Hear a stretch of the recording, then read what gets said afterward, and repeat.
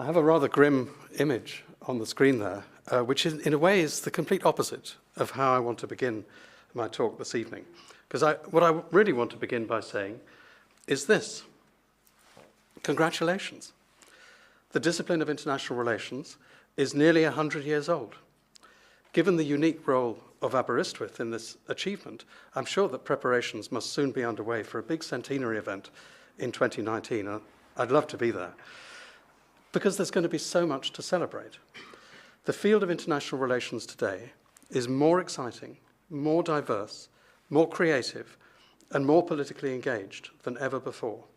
It attracts growing numbers of students, and deep ongoing changes in the world order mean that the need for a discipline of IR has never been more obvious. It's a great discipline to be in. Now, I don't want to spoil the party before it's even happened, but I'm sure I'm not alone in noticing that international relations today is also experiencing a kind of crisis of confidence. In 2013, the European Journal of International Relations published a special issue, I'm sure many of you have seen it, called The End of IR Theory, in which the editors suggested that IR seemed to be exhausted and no longer producing big ideas. By contrast, around the same time, Ola Weaver has argued that international relations today contains more theory than ever, except that it's not IR theory, but theory imported from other disciplines.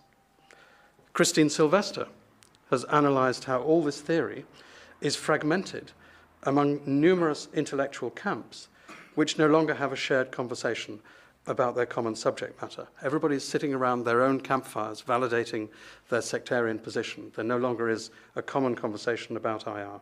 And in this sense, she claims, it is indeed possible, and I quote, that IR theory per se is at an end. But here's the worst bit. If so, it's apparently not an end that is going to be particularly noticed elsewhere in the social sciences. Because as Chris Brown recently reminded us again, the external impact of international theory has been more or less negligible. IR has imported numerous ideas, but the traffic has been almost entirely one way. In fact, IR's disciplinary credentials are apparently so weak that in 2015, the Annual Review of Political Science actually published an article called "Should we leave the subfield of leave behind the subfield of international relations?"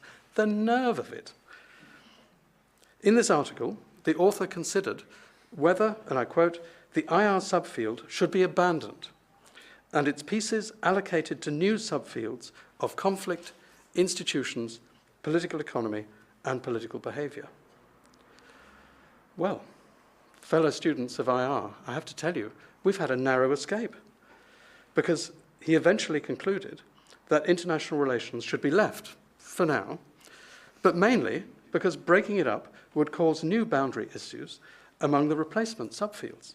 There was no suggestion at all in his argument that IR might actually have an important contribution of its own to make to the social sciences.